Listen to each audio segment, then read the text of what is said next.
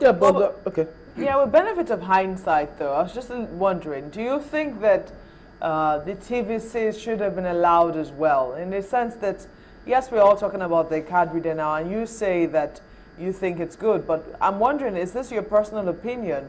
I recall that your party in the past had asked that no person be disenfranchised because of the fact that they didn't have their PVCs. Do you think that now, with benefit of hindsight, INEC really was on the right path? Personally, I've always agreed with the issue of PVC and the card reader, in spite of the fact that my party said otherwise. We may belong to the same political party, but we all have our own individual opinions. Now, you can, in a meeting, you can take it, you can make your own argument, but when the majority said, this is it, and that becomes official. But that does not in any way stop you from further pushing, or defending, your point of view. So I believe that we need a permanent voter card. You don't need, after every 3 years, 4 years, you subject people to go into a unit to start a registration. We really don't need that. You can have my permanent voter card anytime, anywhere my elections are coming up, I go and do it. It is a person who did not have it that should go and have it. It is the child that was less than 18 who was not registered. When he becomes 18, he goes to register. So we can maintain this thing unless you lose your permanent voter card, then you go back and have another one. So I think this is a wonderful, it's a novel idea, and we should all support it because it is what is right. Well, Mr. Ardo, how much pressure do you think this puts on the state governments now, because they're still in charge of their own independent electoral commissions as well, the CX? Yes. How much pressure do you think that the fact that we have a permanent voter card and the fact that, INEC at the national level has done quite a bit, how much pressure do you think it puts on them to do well? Well, I don't think it will be reasonable for us to have two voter cards. That is to say, we have a permanent voter card with the national INEC, and then for local government election, the state electoral commission to have another card for the purpose of conducting election. And we never even had this thing before, that with all the state local government elections, we are always done by INEC's registration. INEC's, yes. So we really, the state governments must have to key into this and ensure that the state electoral commission makes all the elections to tally with INEC's permanent voter card. And I also believe that I think, I'm not absolutely sure, but you people can tell me, that there was maybe in the amendment of the Constitution to even abolish the State Electoral Commission, so that we have a centralized election body that conducts election, all kind of elections in the country. We just need the states, to make input into the central electoral body in order to guarantee and safeguard, its own local government elections. So maybe over time, we will be able to get these things sorted out. Just as we have done over a period of 16 years, we have been able to get an opposition regime to overthrow, well, not overthrow, to defeat,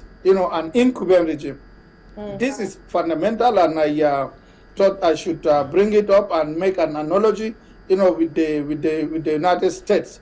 Since the coming of democracy in the United States, George Washington, who was the president, he did 2 terms. Nobody defeated him. His deputy, John Adams, did 2 terms. Nobody defeated him. The 3rd president, Thomas Jefferson, did 2 terms. Nobody defeated him. The 4th president, the 4th president, I think, not James Monroe, did 2 terms. Nobody defeated him. The 5th president did 2 terms. Nobody defeated him. The 6th president was defeated. He didn't get 2 terms, John Quincy Adams. He was defeated by Andrew Jackson. So 16 years of democracy in Nigeria has brought us to where we are today, just as 4 or 5 presidents in the United States were for consecutive 5 terms. They stood, we are always winning their 2nd term. So this is the benefit that we have.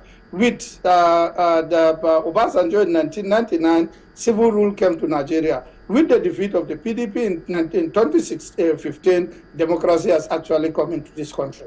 All right, Dr. Ardo, just give us a minute. We'll be back after the break and wrap up the discussion. Join us again. Welcome back. Well, let's wrap it up with Dr. Umar Ardo, who is in our Abuja studios. Well, Dr. Ardo, one more thing before we wrap up here. While you spoke about electronic voting as a proponent of it, many others think that we should be able to vote wherever we are. Do you subscribe to that part as well? Well, it depends on the level of our technology. If we are technologically capable, then we will do it. This is an issue on technological level. I believe we can over a period of time, but for now, I don't think the way we are, we will be able to do it. Well, if we devoted all the funds to ensure that the card reader works, in spite of those who said no, we're not right for it, and we did it, why shouldn't we do this one?